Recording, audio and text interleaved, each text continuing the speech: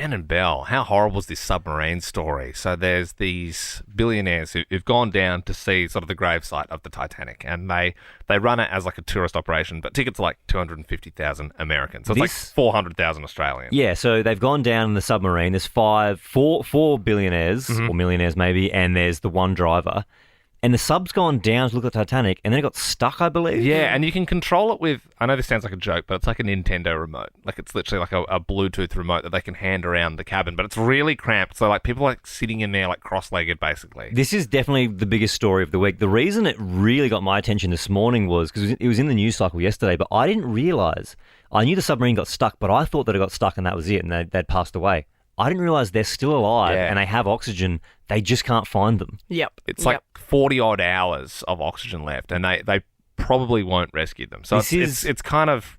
I mean, it sounds like a movie, but it's heinous. It definitely sounds like it's going to be a movie.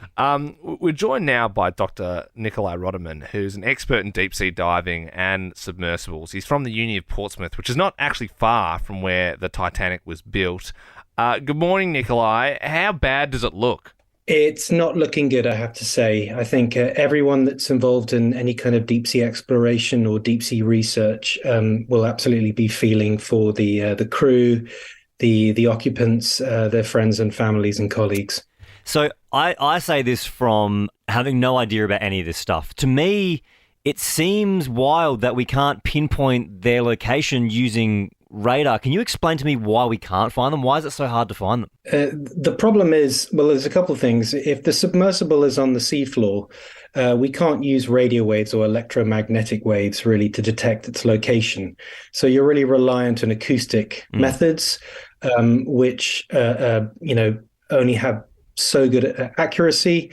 And there are issues with topography and water layers, which can make that complicated. If the submersible is at the surface, most of it will be underwater. Only a small proportion of it will be above the surface. So it's not really going to leave much of a reflection for any radar on the surface. So you've got 5 people in this submarine. There's only about 40 hours of oxygen left. How would they go about a rescue like this, even if they could find them? If they're alive at this point, the clock is very much ticking. If they're on the seafloor, there are some things that they might be able to do. If the reason they're on the seafloor is because they're snagged, for example, it's possible perhaps that a remotely operated vehicle, essentially a robot, could help remove the object or unsnag it. One of the fairly likely scenarios is that the vessel may have returned back to the surface having jettisoned weight. And if that's the case, the main challenge is locating the vessel. But from what I understand, they're currently unable to open the hatch from the inside. So there's still the issue of limited air availability. So from their perspective, the main challenge that they have right now is to sit tight and be calm and not to overuse that oxygen.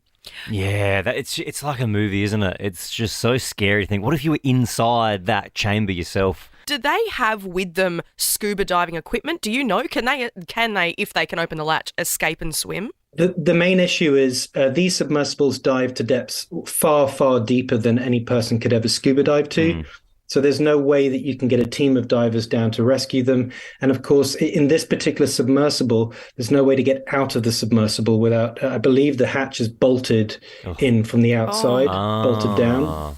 Right. So they can't get out of the submersible even if they're floating at the surface. Jeez. I mean, it's hard to fathom. It's like a living nightmare. I mean, I find it hard enough with the pressure going to the bottom of the pool, let alone 12,500 feet. Like, this is like the bottom of where the Titanic is, you know what I mean? Yeah. Look, Dr. Nicolai Roterman, we do appreciate you coming on this morning and shedding some light on the situation for us. It's been very informative. No problem.